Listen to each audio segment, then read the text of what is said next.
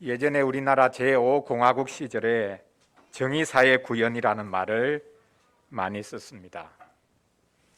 정의라는 이름으로 민주화를 요구하는 이들을 붙잡아가고 고문하고 죽이는 일들이 많이 일어났습니다. 정의롭게 집권하지 않은 이들이 더 정의라는 말을 많이 사용했습니다. 정의를 과도하게 부르짖는 것 자체가 뭔가 캥기는 것이 있다는 것을 보여줍니다. 사실 어느 누구라도 정의를 장악할 수 없습니다. 누구보다 내가 정의롭다고 생각한다면 아마 두 가지 중 하나일 것입니다. 하나는 너무나 게으른 것이든지 또 다른 하나는 단단히 착각하는 것이든지 아마 이 둘 중에 하나일 것입니다. 오늘 이사야 42장 본문에 보면 정의를 세우는 하나님의 종을 소개하고 있습니다. 세 번이나 이 종이 정의를 세운다라고 강조하고 있습니다. 정말로 정의를 세울 수 있는 종이라는 것을 보여줍니다. 이 종이 어떻게 정의를 세웁니까? 정말 독특한 방식으로 정의를 세웁니다. 우리의 고정관념을 깨어 부숩니다. 다른 한편으로 생각해 보면 그렇게 해서 정의가 과연 세워질까라는 의문을 품을 수밖에 없기도 합니다. 오늘 본문을 가지고 하나님의 종은 성령과 진리로 정의를 끝까지 세운다라는 주제로 말씀을 전하려고 합니다. 첫째로 여호와의 종은 성령의 능력으로 온 땅에 정의를 베풉니다. 둘째로 여호와의 종은 온유와 긍휼로 정의를 시행합니다. 셋째로 여호와의 종은 진리를 붙잡고 중단 없이 정의를 세웁니다.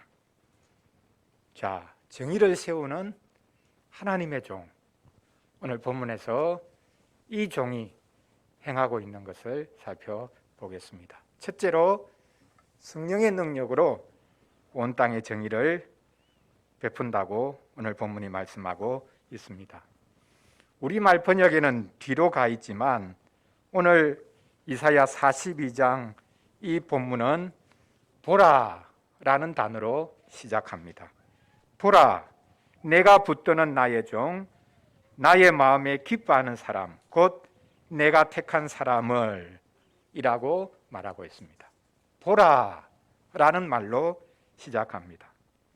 보라라는 이 단어는 오늘 본문 바로 앞절인 이사야 41장 29절 말씀과 대조되는 말입니다. 거기서도 보라라는 단어가 있었습니다. 보라라는 단어가 두 번이나 연속해서 나온다라는 것입니다.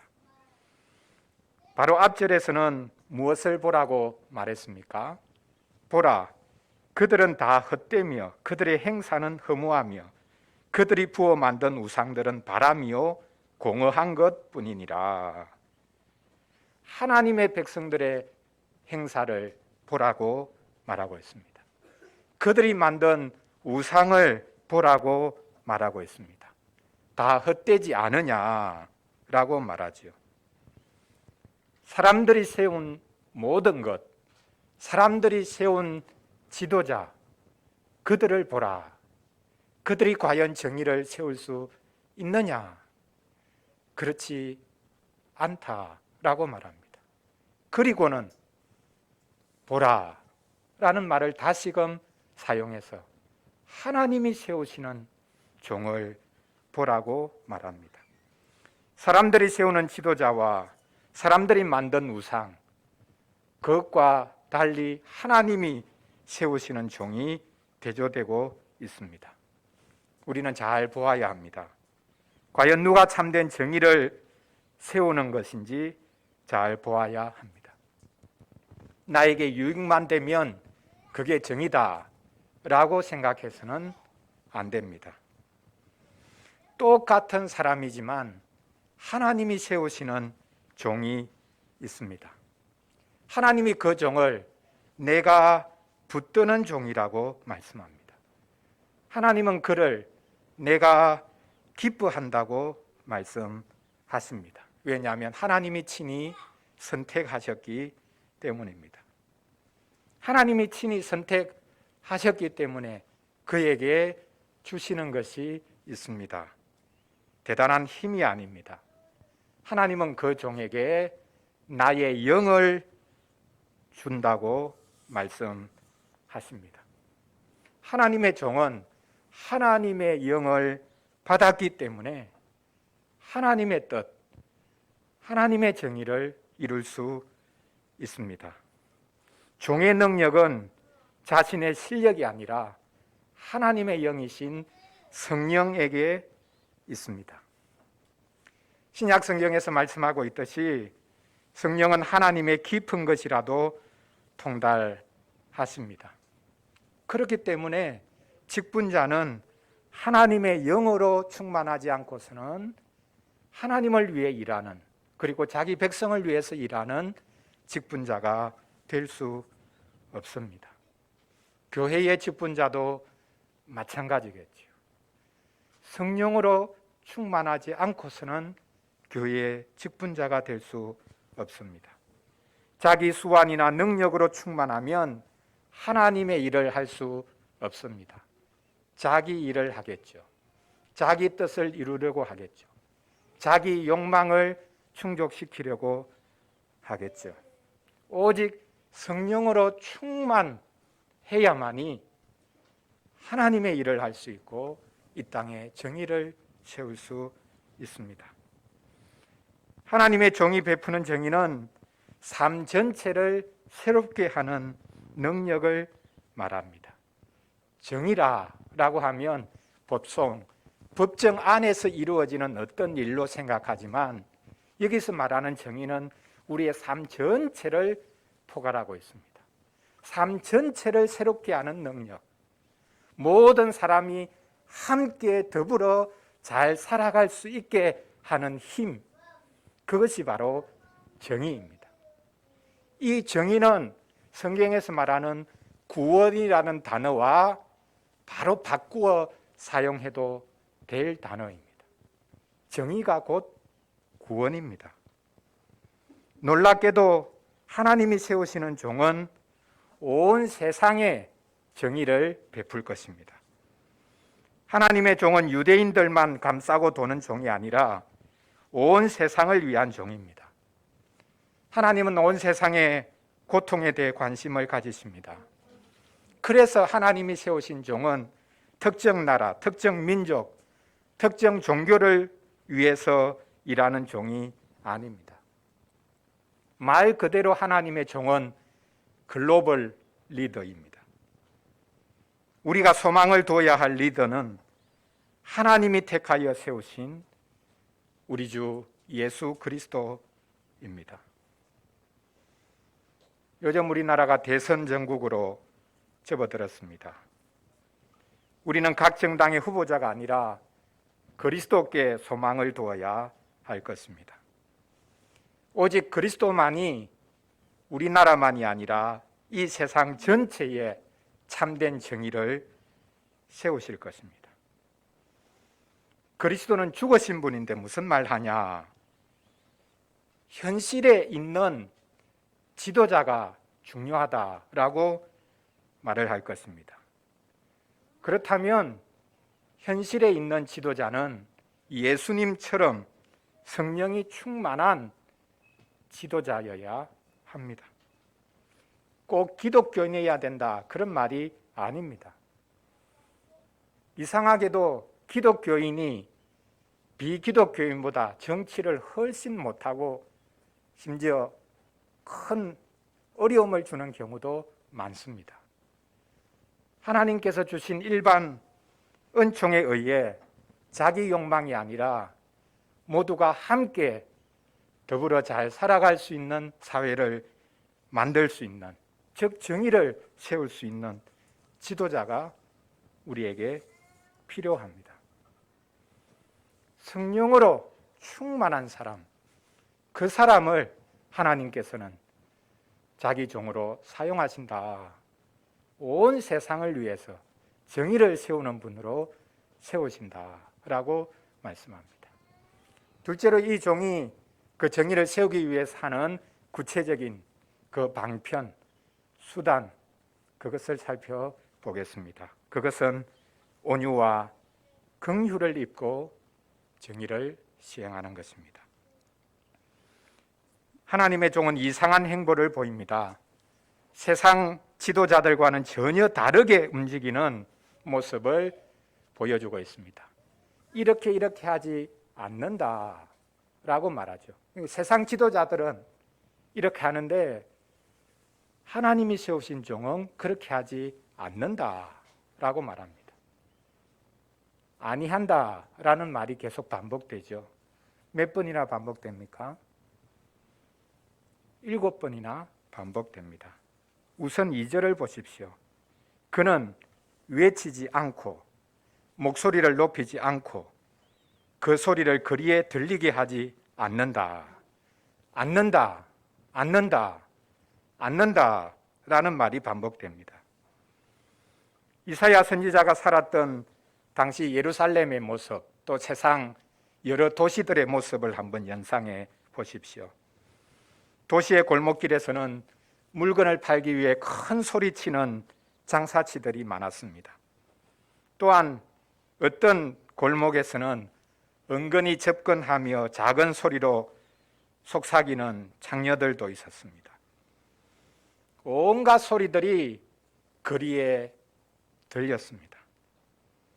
특히 세상에서는 지도자들의 소리가 크지 않습니까? 우격다짐을 하지 않습니까? 목소리를 높여서 나를 따르라고 말하지 않습니까?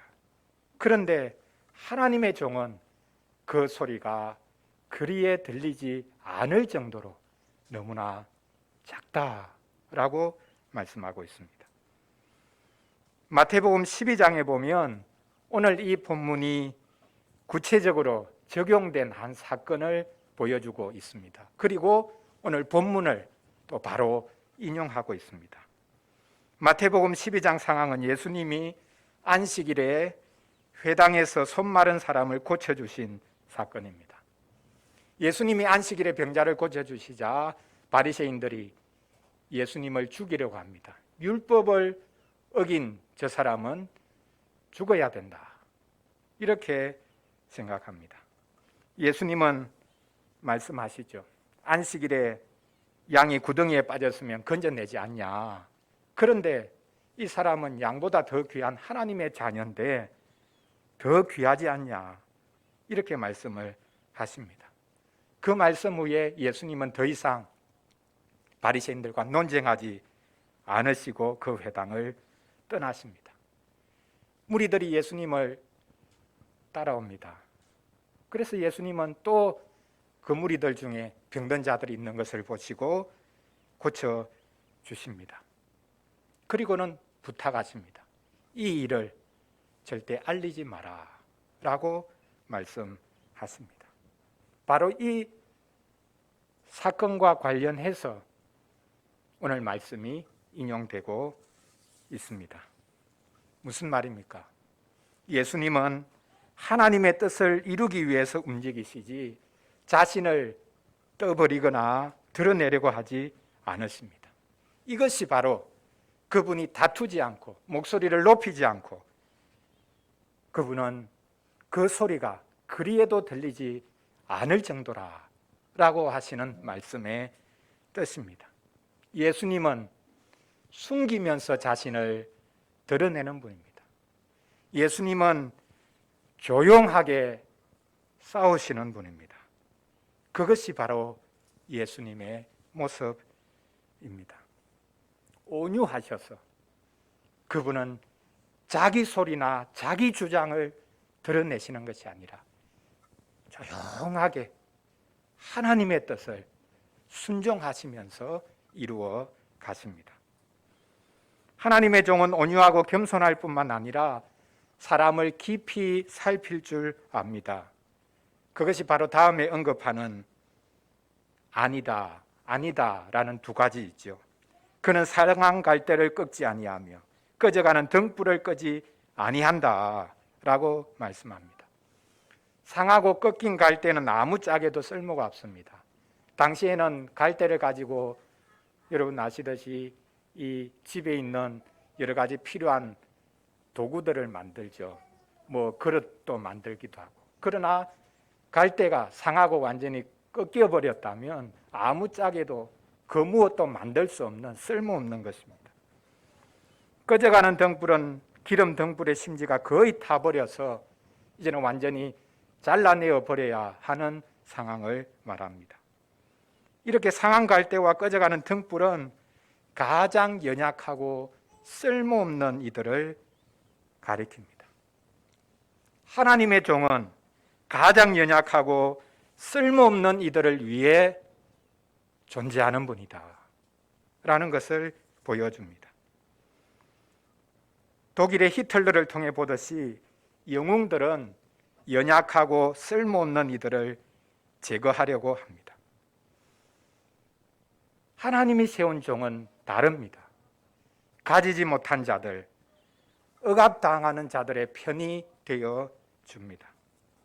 기득권을 옹호하는 것이 아니라 우리 사회에서 내쳐지고 있는 이들을 돌아보는 일을 여호와의 종은, 하나님의 종은 하고 있습니다. 예수님이 태어나신 나사렛 회당에서 친히 말씀하신 것도 바로 이것입니다. 예수님은 이사야 61장 1절부터의 성경 말씀을 펴고 그것을 읽었습니다. 이것이 이제 이루어졌다라고 말씀합니다. 그 말씀이 무엇입니까? 오늘 말씀과 동일한 내용입니다. 주 여호와의 영이 내게 내리셨으니 이는 여호와께서 내게 기름을 부어사 가난한 자에게 아름다운 소식을 전하게 하려 하심이라. 나를 보내사 마음이 상한 자를 고치며 포로된 자에게 자유를, 갇힌 자에게 노임을 선포하며 여호와의 은혜의 해와 우리 하나님의 보복의 날을 선포하여 모든 슬픈 자를 위로하며. 예수님은 바로 이 말씀이 지금 이루어졌다고 선언하셨습니다. 하나님의 정의는 긍휼과 함께 갑니다. 우리는 정의와 긍휼이 입맞추었다는 말씀을 기억해야 합니다. 긍휼 없는 정의는 무자비하고 정의 없는 긍휼은 무기력합니다. 정의와 긍휼은 결코 대립된 것이 아닙니다. 하나님의 종은 정의에 근거한 긍휼, 또 긍휼에 근거한 정의를 베풉니다. 그분은 성품상 정의를 시행하기에 충분한 분입니다. 긍휼의 마음을 가지고 계시기 때문입니다. 자, 셋째로 여호와의 종은 이 정의를 세우는 일을 포기하지 않고 끝까지 수행할 것이라고 합니다. 그것도 진리를 끝까지 놓지 않고 끝까지 중단 없이 정의를 세울 것이라고 말씀합니다. 3절에 보면 하나님의 종은 진리로 정의를 시행할 것이라고 말씀합니다. 바로 여기에 핵심이 있습니다.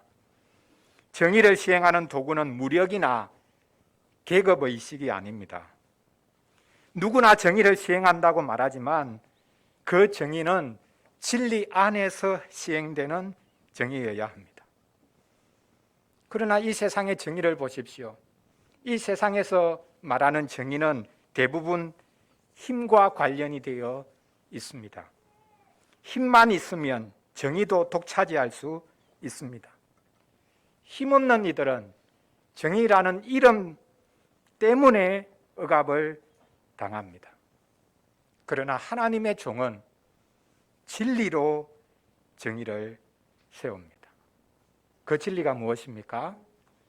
하나님의 말씀이죠. 하나님의 종은 성령을 받으셨기 때문에 하나님의 말씀을 가지고 있었기 때문에 정의를 제대로 세울 수 있습니다. 우리가 하나님으로부터 받은 말씀이 없이는 어떤 영역에서도 정의를 세울 수가 없다는 사실을 기억해야 할 것입니다. 하나님의 말씀과 우리의 말은 항상 충돌하죠. 내가 하나님의 말씀을 말하는 자냐, 그렇지 않으면 내 말을 말하는 자냐, 그것을 살펴보아야 합니다. 하나님의 말씀을 가진 자만이 정의를 세울 수가 있습니다. 정의를 세우는 것 어려운 일이죠. 그러나 세운 정의를 계속 잘 유지하는 것, 그것은 훨씬 더 어려운 일이고 고단한 일입니다. 정의를 세우는 것은, 정의를 유지하는 것은 한순간에 끝나는 일이 아닙니다. 그래서 하나님의 종은 마지막으로 앉는다 두 가지를 여기 본문에서 말씀하고 있죠. 하나님의 종은 쉬하지 않는다, 낙담하지 않는다 라고 말씀합니다. 여기서 쉬한다는 단어는 아주 생생한 그림 언어인데요, 눈이 침침해진다, 색깔이 엷어진다, 마음이 약해진다, 이런 의미입니다. 낙담한다라는 단어는 산산조각이 난다 라는 뜻입니다. 정의를 위해 살다 보면 어느 순간에 희미해집니다. 침침해집니다. 나중에는 말만 정의를 늘어놓지 자신의 삶이 정의롭지 못한 자리에 서게 되는 경우도 많죠. 정의를 세우기 위해 살다 보면 자신과 그 가정이 산산조각이 날 때가 있습니다. 정의를 위해서 살았는데 사회의 정의를 세우기는커녕 그 자신이 박살이 납니다. 산산조각이 날 때가 있습니다. 정의를 말하는 것 쉽지만 정의를 세우는 것 너무나 어렵고 고통스럽고 지난한 과정입니다. 모난 돌이 정 맞는다고 이리 치이고 저리 치입니다. 왜 그렇게 별스럽게 구냐, 너만 잘났냐 라는 소리를 듣습니다. 천덕꾸러기가 됩니다. 우리 사회에서 내부 고발자는 완전히 매장당하지 않습니까? 그만큼 우리 사회는 끼리끼리 끈끈하게 연결되어 있습니다. 그래서 정의를 세우려고 하는 사람은 너무나 큰 고통을 감수해야 합니다. 정의를 세우는 일이 이렇게 고통스러운 일이지만 하나님의 종은 포기하지 않습니다. 쉬하지 않는다, 낙담하지 않는다 라고 말씀하고 있습니다. 하나님의 종은 긍휼의 마음으로 가득 차 있다고 했죠. 어떻게 보면 그게 결정적인 약점입니다. 정치적인 지도자로서는 결정적인 약점입니다. 그런데 하나님의 종은 너무나 약해 보이지만 의외로 강합니다. 약함 속에 강함이 있습니다. 하나님의 종은 한두 번 시도해 보다가 안 되겠다 싶으면 낙심하고 물러서지 않습니다. 그는 끝까지 하나님의 정의를 세우고 또 그것을 자기 온 몸으로 버티면서 유지해 갑니다. 사복음서를 보면 예수님이 낙담하지 않고 끝까지 하나님의 정의를 시행하신 것을 볼 수 있습니다.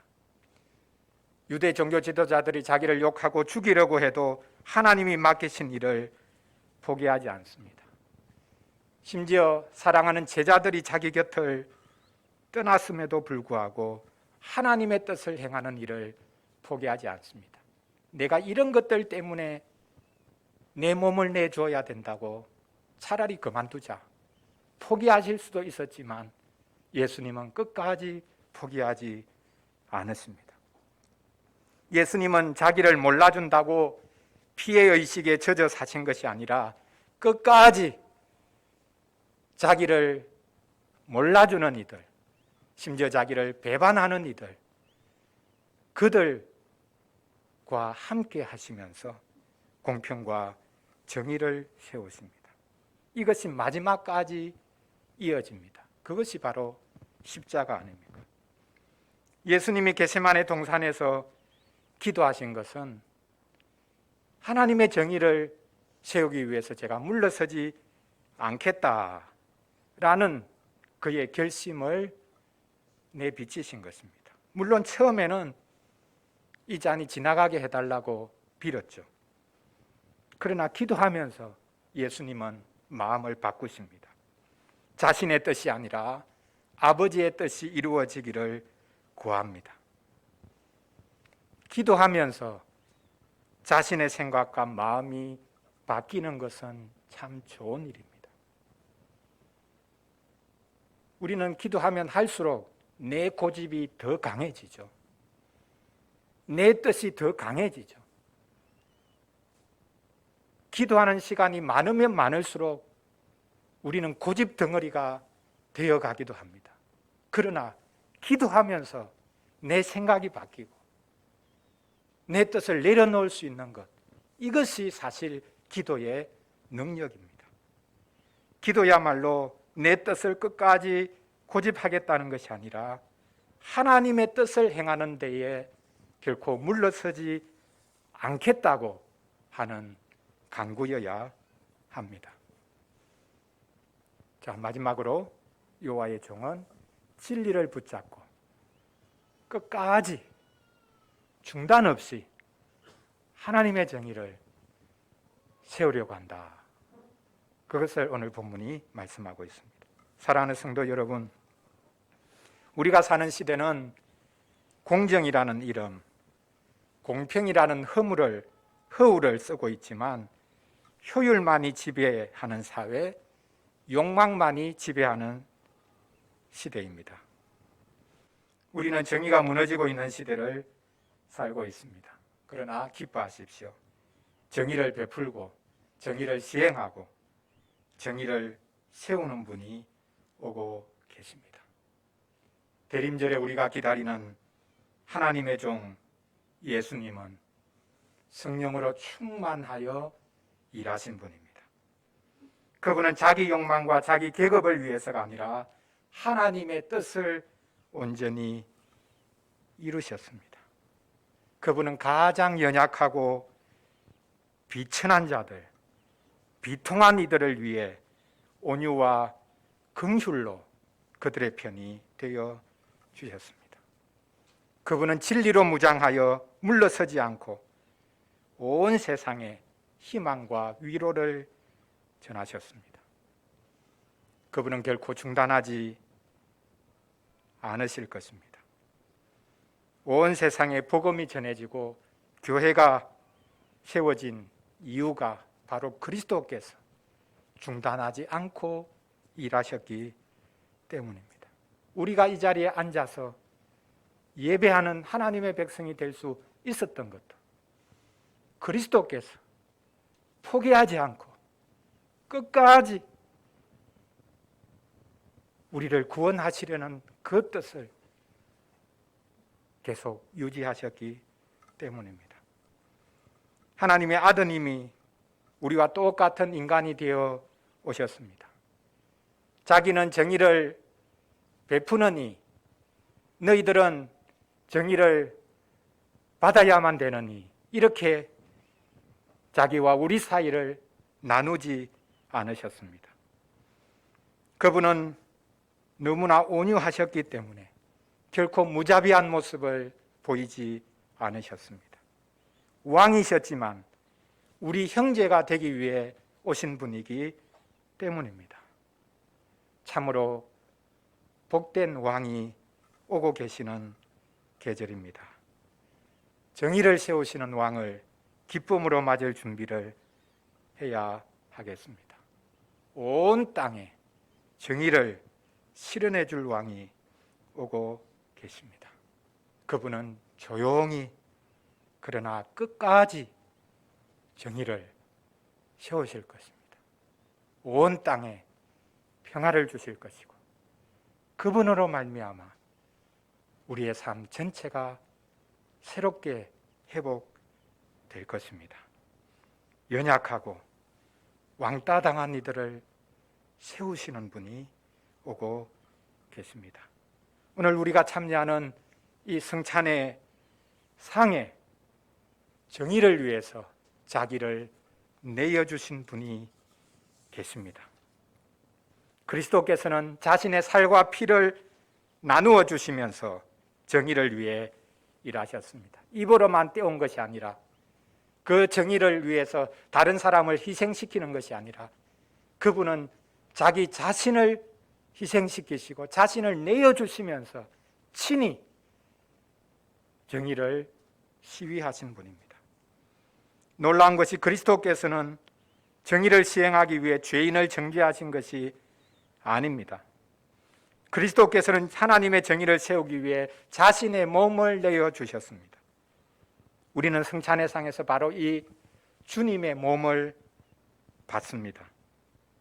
우리는 이 상에서 정의를 세우라는 소리만 높이는 것이 아니라 정의를 세우기 위해 자신을 온전히 내어주는 주님을 만날 수 있습니다. 이 세상에는 정의를 소리 높여 외치는 이들이 많지만 결국 자기 욕심을 위해 움직이고 자신을 조금이라도 내어주려고 하지 않는 지도자들이 난무하고 있지 않습니까? 그러나 이 상에 계신 분은 다릅니다. 사람이 세운 어떤 지도자와도 다르고 사람이 만든 어떤 우상과도 다른 분입니다. 온 세상을 위해 자신을 내어주시는 글로벌 리더가 바로 여기에 계십니다. 우리가 함께 이 상에서 정의를 세우기 위해 자신을 온전히 내어주시는 주님을 받을 수 있기를 바랍니다.